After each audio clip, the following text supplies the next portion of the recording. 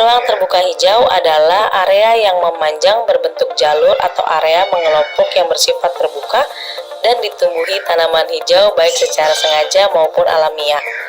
Pengertian tersebut tercantum dalam Undang-Undang Nomor 26 Tahun 2007 tentang penataan ruang. Di Indonesia sendiri, RTH masih minim diterapkan khususnya di daerah perkotaan. Hal ini menyebabkan tingkat polusi meningkat.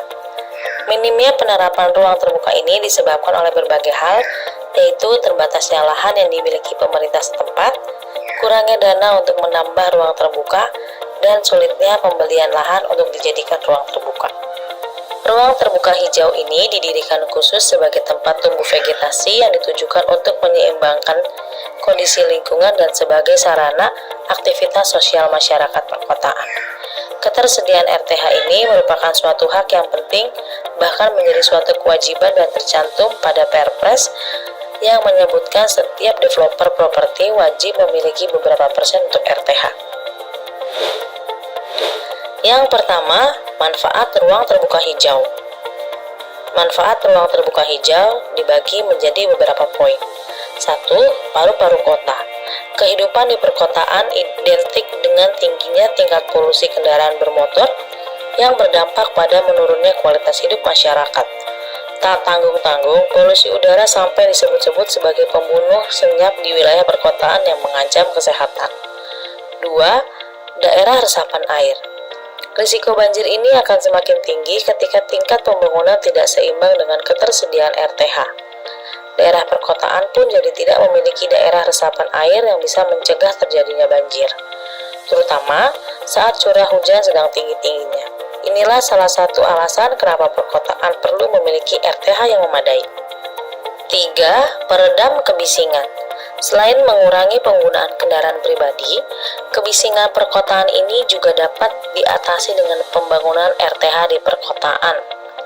Rimbunnya pepohonan, khususnya pohon berdaun hijau yang lebat, merupakan jenis pohon yang sangat baik untuk meredam bisingnya kendaraan.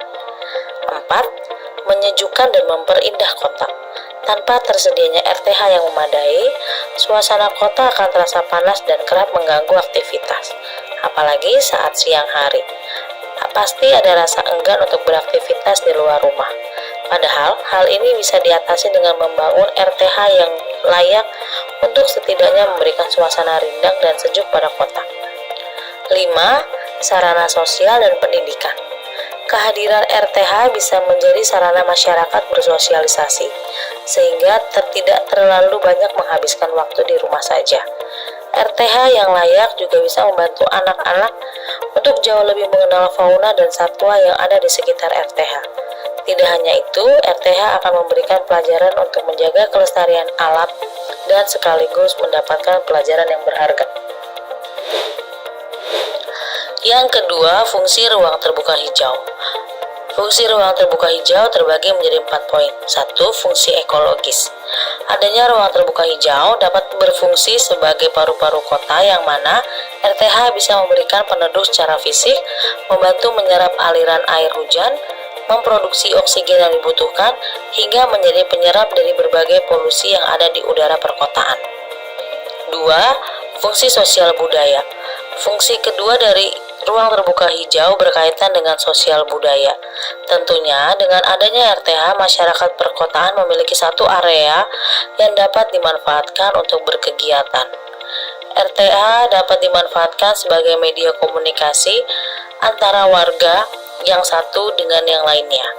Dapat juga mewujudkan ekspresi budaya lokal. Keberadaan RTH dapat menjadi satu area berkumpul secara komunal yang baik.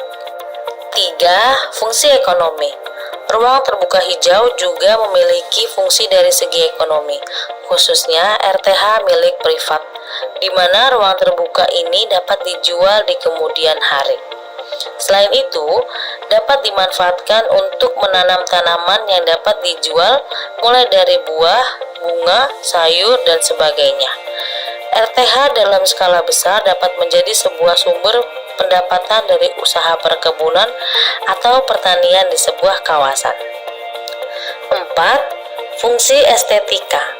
Fungsi lainnya dari RTH adalah fungsi estetika, Sebagaimana diketahui bersama bahwa perkotaan tentu membutuhkan area yang cantik dan dapat dibanggakan, maka fungsi RTH dapat masuk ke dalam kategori ini.